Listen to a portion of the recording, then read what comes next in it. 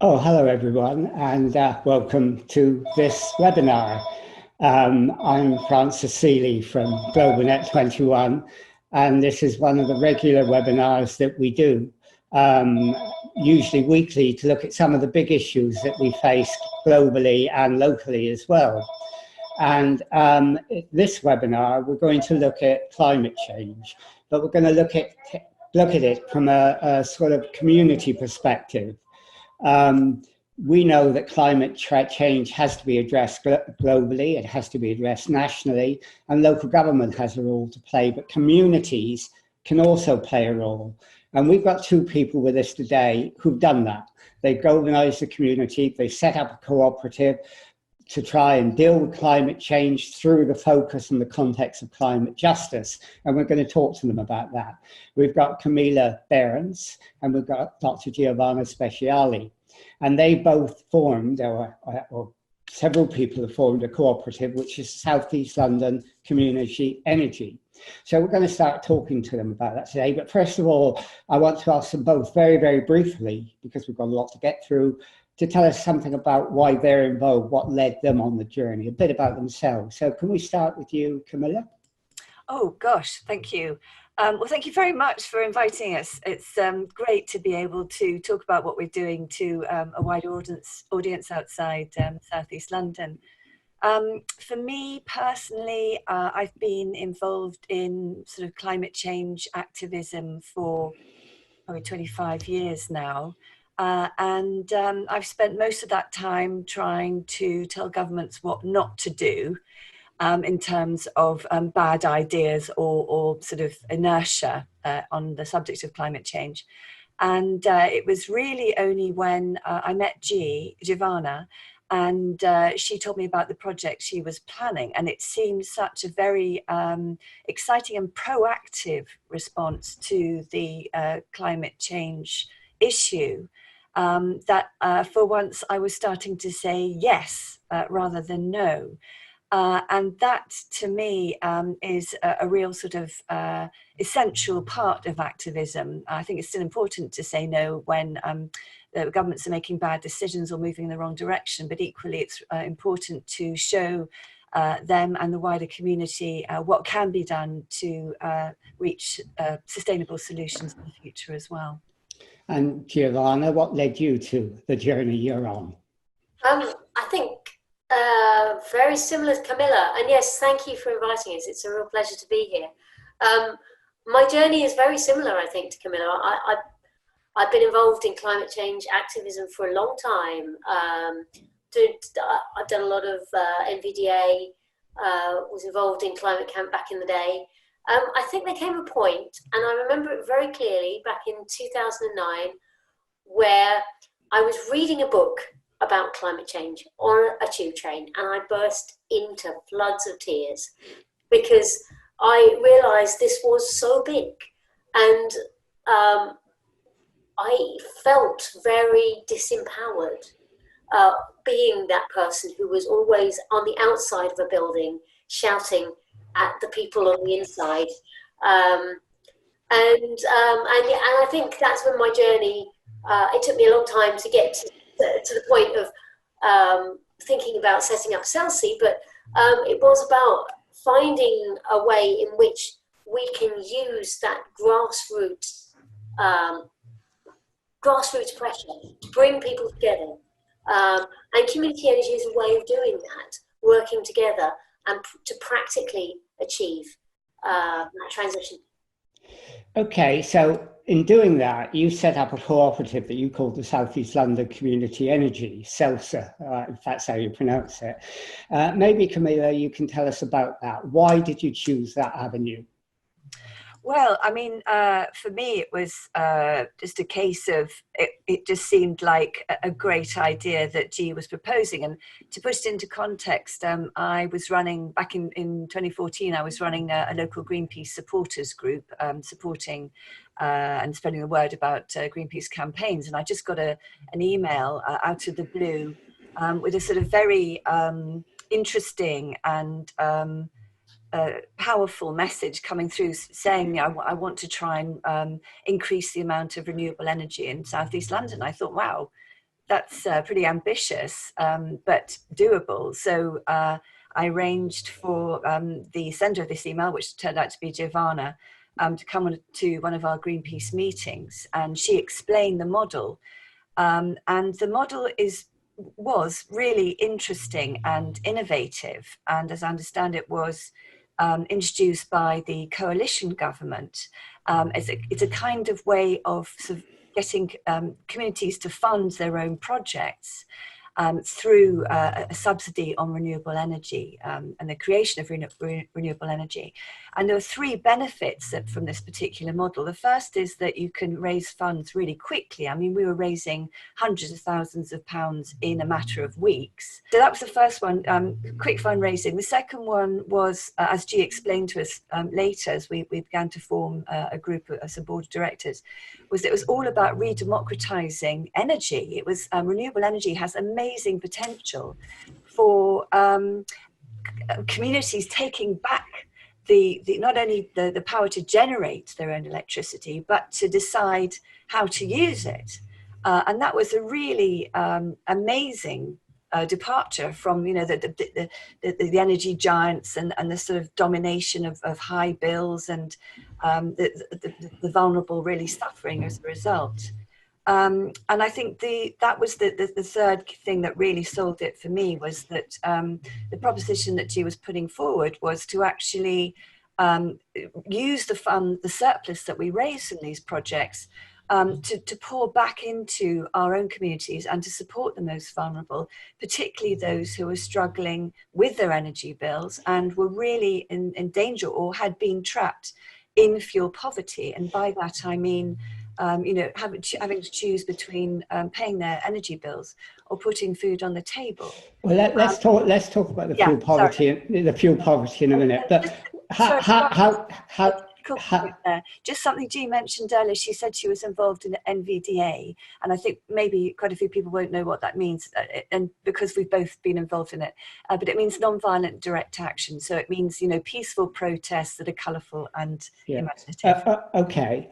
But I mean, I think what people want to know, we can go into all the other stuff in a minute, but I mean, you sort of want to produce clean energy, recyclable energy, you want to address climate change, but how do you actually do it? I mean, you're not in there in a power station developing your own energy, are you? And a wind turbine outside. I mean, how does it work in practice? Yeah, it's an amazing thing, really. So the way it works is that we do something called a community share offer. And that essentially is going to people like you or our neighbours and everybody we know, and to say, now, we want to put solar panels on community buildings. And in our case, we specialise predominantly in putting solar panels on primary schools. Because we feel that this is a community building, it's very valued, it's very important, and you know, obviously education is very underfunded, so schools really can't afford to do it themselves. So we form a partnership with those schools, and we say, right, well, we're going to raise that money for you. We're going to install those solar panels for you. And so we go to our friends and our contacts and everybody else and say, please help us raise money. And it's going to be a lot of money, you know, hundreds of thousands of pounds. And if you put money in the pot, then we will pay you a dividend every year of around 3 or 4%. So, you know, better than the average bank or the average ISA would be offering at the moment. And that's like a thank you, you know, that's for your support. And we can do that because up until very recently, the government was paying a subsidy, a little bit of money, to everybody who was generating renewable energy. And also you got a little bit of an income by selling your surplus back to the national grid. So we used that surplus to pay our investors back, and anything that was left over from that investment, we ploughed back into our community projects. So that's a sort of interesting model, isn't it? I mean, it's something which is done on a community basis, and you're acting as a catalyst and a funder for local people who want to actually, you know, reduce their carbon emissions. So, Giovanna, is this a model that you developed in your own mind, or did you get this from somewhere else? No, of course. We stole and copied. as we all do. There were yes, there were a number of pioneering community groups around the country who had developed this way of working. We really jumped on. We really jumped on a bandwagon that was at the time being supported by the coalition government. So just before our formation, the coalition government released something called the Community Energy Strategy to promote this way of working. And it seemed far too good to resist. Look, here is a model that can be truly transformatory. And suddenly a government appears to be supporting it. Now, things got a lot rougher for us as time has gone on, because successive governments have been less and less keen to support renewable energy. But there are at least 200 groups across the UK that are using this same model. I think what is different about what SELCE did was that we brought together sort of ideas about energy democracy and energy justice. So we were one of the first groups to say, okay, we're going to generate a financial surplus here. We're going to use that surplus for doing work with the most vulnerable families in our local area. And we developed a whole stream of work that really is about providing one-to-one personalised advice to those people who are having to choose between heating and eating. And so, you know, we were very much bringing together those two struggles. Yeah, but it's a cooperative model, isn't it? And I gather you have a board of directors, and on the board there are a lot of women, because you believe, don't you, that women play a predominant role in developing resilient communities. Is that your view? Are we men no good at that? It just happened. I mean, the thing is that, you know, well, I did a shout out initially alongside, and I should mention my colleague Alex Hartley was there at the very beginning. We did a shout out. This amazing group of people came together with the right combination of skills. Many of them were women, and I think what happens when you are a female, more than 50% female leaders, I guess, or people leading the organisation, it attracts other women. It gives permission for other women to be involved. And I think that's why that has persisted, simply because, you know, we have the skills. There's nothing deterministic about gender in terms of your ability to act on climate change. Yeah, well, I'm pleased about that. But Camila, you started talking about climate justice, and I mean, one of the problems with the climate change movement is that people feel their jobs are threatened, they feel their communities are threatened, and they don't sign up to, you know, looking at carbon emissions. And it's your view, isn't it? I suppose it's a view of the Green Deal as well, that you cannot really achieve climate reduction, tackle climate change, unless at the same time you tackle climate justice. Yeah, absolutely. But I think what's really important now, particularly, is to start accelerating the process of visioning, of creating examples of the kind of future that will be fairer and more sustainable. And really shouting about these amazing projects that are succeeding in spite, you know, of our political leaders, rather than because of them. I'm researching a book at the moment on the effects of nonviolent direct action protests on the climate change debate, and I'm looking around and I'm seeing mainly sort of women in their 40s, 50s, really leading the march on the mindset changes that we really need to put in place if we are actually going to tackle this massive undertaking very quickly and with completely new ways of working. And I'm seeing it from, you know, the perspective of Gail Bradbrook, who was the founder member of the Extinction Rebellion, to the two executive female directors of Greenpeace International, to the majority women in the Labour leadership race, to local level, where you know, wherever I go, wherever I'm talking to community groups that are really addressing the sort of the thin end of the wedge in terms of climate change and how it impacts on local communities, it's all being driven by women. And that's not to say that men aren't doing wonderful things as well. And, you know, when we connect together, that's when things really start to fizz. But I think it's the kind of selfless determination that is sort of embedded in the sort of female psyche more, perhaps. You know, it's not sort of driven by career targets or egotism, so getting their face out there. It's actually really understanding the need for bringing people together and discussing solutions and acting on those solutions. I mean, so one of the problems you face, and we talk about climate justice, but at the heart of that very often is fuel poverty. Now, I mean, how can you address that? And can you address it in Lewisham, where you come from, on the scale that's needed? Well, I mean, absolutely. That's what we have addressed and are addressing right now. The first point that we decided to work from was to establish a series of energy advice cafes, really through, as you said, Alex Hartley's input. And that was we felt it was essential to have that one-to-one contact, because we realized that there was a big stigma around not being able to pay your energy bills.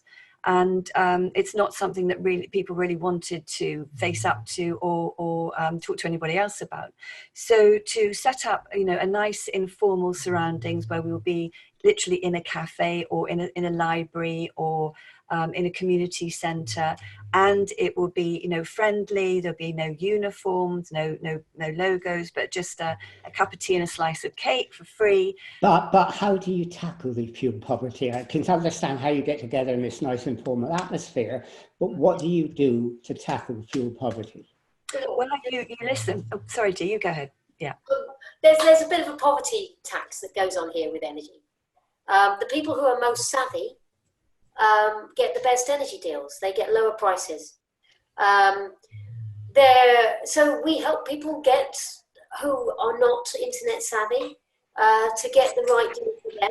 We'll also enable them to get grants and discounts that are available for lower income people, but are not really advertised. We support people with lowering their energy demand in their home, understanding how the heat is moving through their home, how they're using energy, how they can use it more efficiently in their homes. And latterly, we're doing a lot more work on energy efficiency, because fuel poverty is about having high energy costs in a home that's expensive to heat. So we've been doing a lot of work enabling people who are living in very, very energy efficient properties to get grant funding for loft cavity wall insulation, for heater upgrades, using the mechanisms that exist, using the funding that's out there. But it's just very, very difficult for people on a low income to understand how to get their hands on. Okay, so what you're saying is that you not only do the things you do around solar panels and so on, but you involve the community and you give advice, you get people together to talk about their solutions and how you can help. But, you know, when it comes to, climate change, the biggest thing that's important is reducing emissions. And households are what in local authority areas is often the biggest polluter, if you like, the creator of greenhouse gases. Now, I mean, you are doing something as well, aren't you, around that? Yes. You're doing something about looking at the housing stock and seeing how you can help to increase energy and deal with retrofitting as well. Do you want to tell us about that? Because that's really important in terms of measuring the success of what you do. Yeah, that's right. That's right. So when we look at our local area and we ask ourselves what needs to happen here to make South East London a sustainable community that is fit for the future, to make it one where we're able to reduce our emissions, we're able to operate a low carbon urban environment. There's a key change that needs to happen, and it's in the fabric of our homes. And it's in the way we heat our homes. So I think it's something like 40% of the emissions in Lewisham and Greenwich come from houses. We have a lot of very poorly insulated housing stock. Now, so with people on low incomes, we're helping them to get grant funding to improve the fabric of their homes. For people who are not on a low income, we also support them. So people have for years been asking us, what can I do to reduce my own domestic emissions from my home? We've set up a service to help them answer that question. It's called Future Fit Homes, and we'll offer them an audit of their home.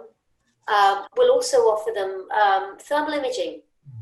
So a lot of the best way you can improve the energy efficiency of a Victorian home, for example, is just plugging up all the gaps. You know, there'll be loads of drafts in one of those sort of Victorian fabric homes. So we'll go into a home with a thermal imaging camera and help people to understand what they need to do. Do you have experts that can help you do that, or have you been trained yourself in doing that?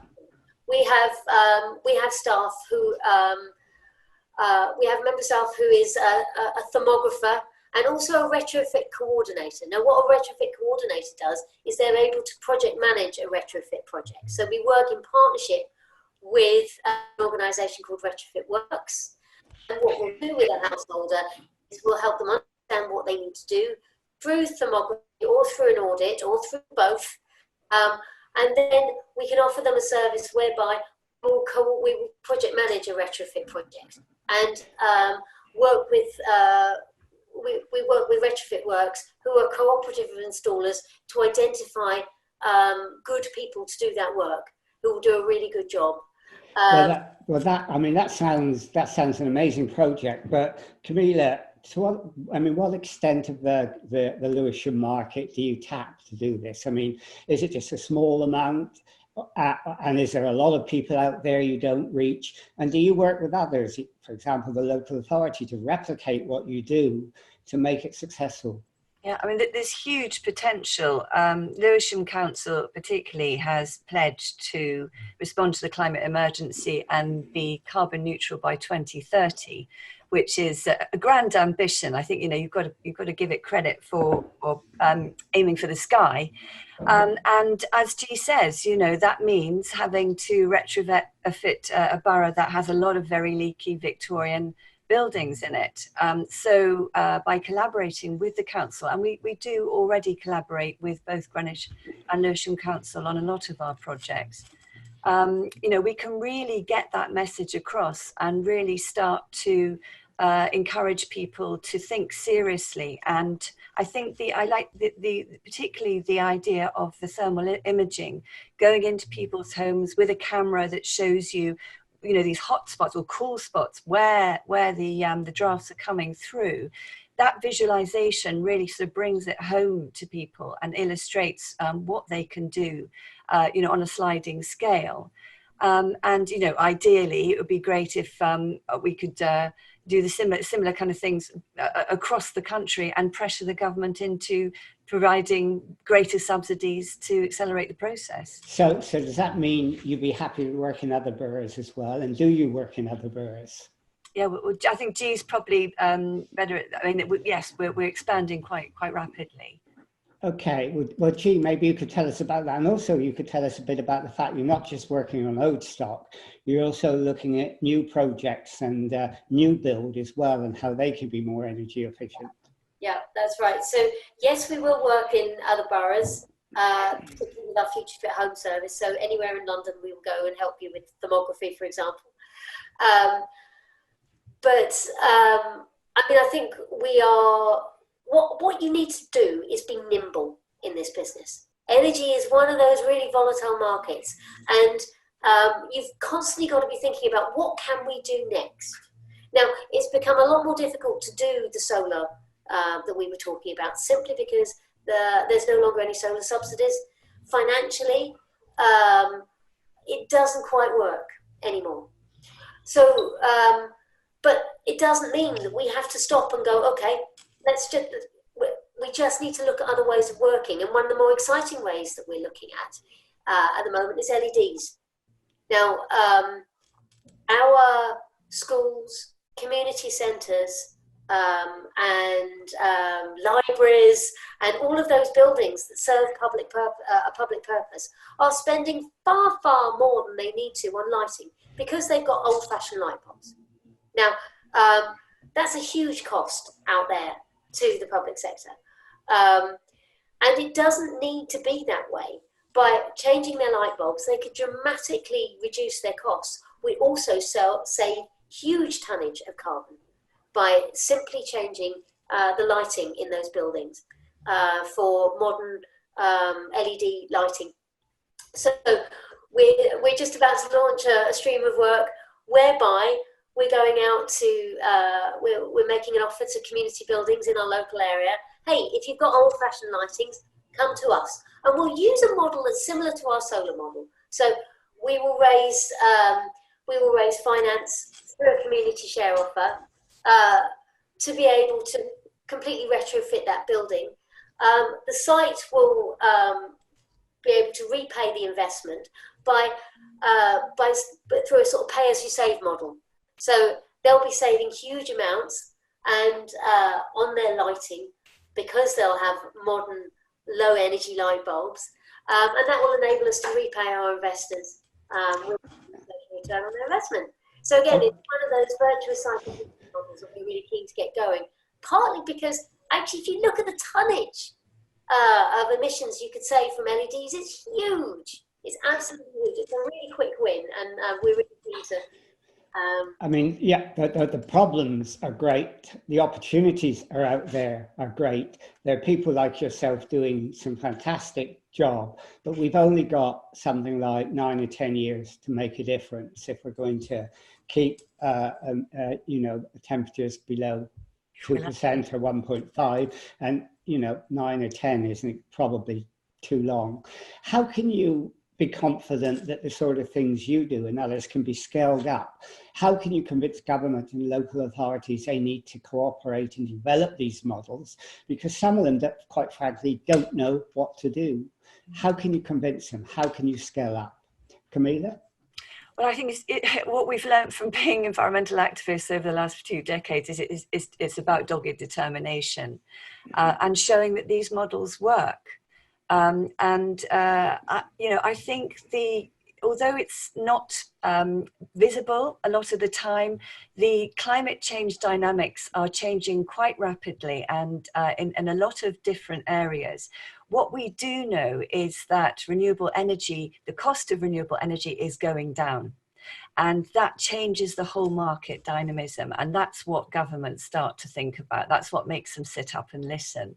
So if we can utilize our knowledge of building communities, of creating financing from community share offers like we have, and at the same time supporting the most vulnerable in our communities, the ones that are at the thin end of the wedge in terms of the current energy economics, and just keep on pushing and keep on shouting and making as much noise as we possibly can by talking to lovely people like you and the lovely people that are tuning into this webinar.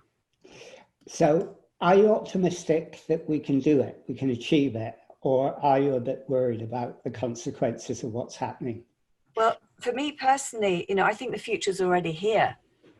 There are so many exciting projects that we have connected up as SELCE since we started, not just in the energy sector, but in so many different spheres, people that are really thinking in a different way and producing most incredible solutions to the problems that we currently face. So, it's the only people that are holding us back, ironically, are our leaders, our political leaders.